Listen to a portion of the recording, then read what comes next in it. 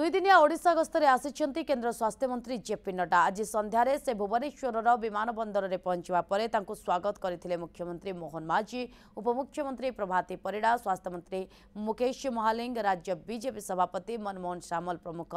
विमान बंदर सीधासलख कोणार्क जाइथिले जेपी नड्डा। सेठारे इको रिट्रीट रे रात्रि यापन करिवे। आसंता काली सकाळ 10 रे पुरी रे आयोजित नवम जातीय स्वास्थ्य सम्मेलन को उद्घाटन करेंगे। यापर दिन 2टा बेले श्रीमंदिर जाई महाप्रभुंकर दर्शन करेंगे।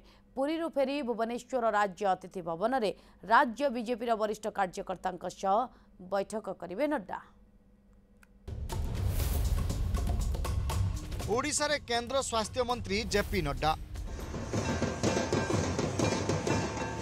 आज संध्यारे भुवनेश्वर विमान बंदर में पहुंचवा पर नड्डा को भव्य स्वागत करा जायथिला। मुख्यमंत्री मोहन चरण माझी, उपमुख्यमंत्री प्रभाती परिड़ा, स्वास्थ्य मंत्री मुकेश महालिंग, राज्य बीजेपी सभापति मनमोहन सामल प्रमुख केंद्र स्वास्थ्य मंत्री जेपी नड्डा को भव्य स्वागत संबर्धना करथिले।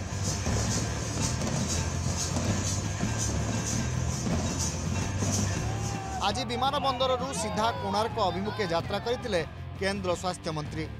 कोणार्क इको रिट्रीट रे आज रात्रि यापन करेंगे। आसंता काली सकाळ 10टा रे पुरी रे आयोजित नवम जातीय स्वास्थ्य सम्मेलन को उद्घाटन करेंगे केंद्र स्वास्थ्य मंत्री जेपी नड्डा। सम्मेलन में जोगदेवे विभिन्न राज्यर स्वास्थ्य मंत्री स्वास्थ्य सचिव। राज्य गुड़िकर स्वास्थ्य सेवा किपरि चली, केंद्रीय योजना सह राज्यर स्वास्थ्य योजना गुड़िक किपरि प्रभावी ढंग से कार्यकारी होउछि से नहीं सम्मेलन में आलोचना हेबो। स्वास्थ्य सेवा क्षेत्र में विभिन्न राज्य में चलता सफल प्रदर्शन को किपरि सारा देश में लागू करा जिवो से नहीं चर्चा हेबो। हेल्थ रिलेटेड समस्ते पुरी रे रहिबे।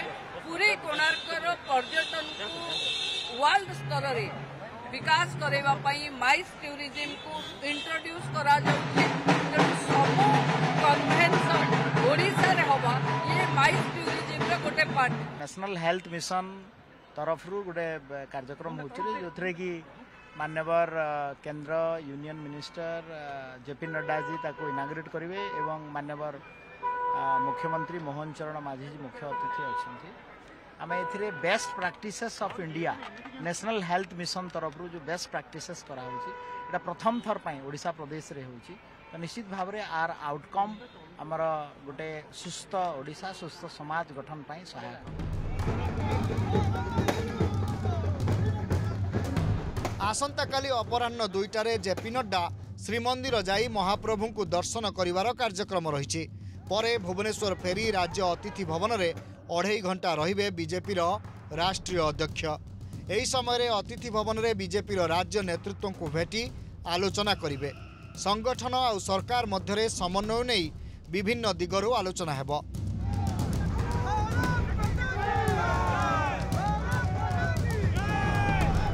एसहित राज्य सभापति चयन विलंब हेउथिबारु से संपर्क में आलोचना हो पारे बोली कहुछि। सेहीपरि सरकार को आसबार 8 मास होइतिले भी निगम बोर्डर नियुक्ति नहीं होइथिबा कसरत रे चूड़ांत मोहर बाजी पारे। बीजेपी राज्य नेतृत्व रे संगठन किपरि बढ़िबो से नहीं परामर्श दे पारंती नड्डा। आम पार्टी रे लगातार भावे चर्चा आलोचना हुए। आम पार्टी 365 दिनिया पार्टी तेणु जातीय राष्ट्रीय अध्यक्ष जितेबाला आसिचंती से तांको पार्टीर नेतृत्व मानक सहित दायित्व रे थिबा सरकार लोक मानक सहित निश्चित भाव तो कथा होबे। एटा गोटे अनौपचारिक चर्चा। निश्चित भाव में ओडिशा को आसंती अर्थ से ओडिशार कार्यकर्ता पदाधिकारी मान से कथबार्ता करेंगे। यहाँ सौजन्यमूलक कह जाई पारे। नड्डा गस्तर दिनक पूर्व बीजेपी राष्ट्रीय साधारण संपादक तरुण चुग उपस्थित रे दलर गुरुत्वपूर्ण बैठक बसिथिला। मुख्यमंत्री, उपमुख्यमंत्री, राज्य प्रभारी, संगठन संपादक एवं पूर्वतन सभापति माने बैठक रे जोगदेई विभिन्न प्रसंग उपरे आलोचना करिसेंती। नड्डा को मोहर बाजिबा परे एसबु कार्यकारी हेबो बोली कहा जाउछि। भुवनेश्वर प्रशांत स्वाईं सह सरोज मल्लिक, न्यूज़ 7।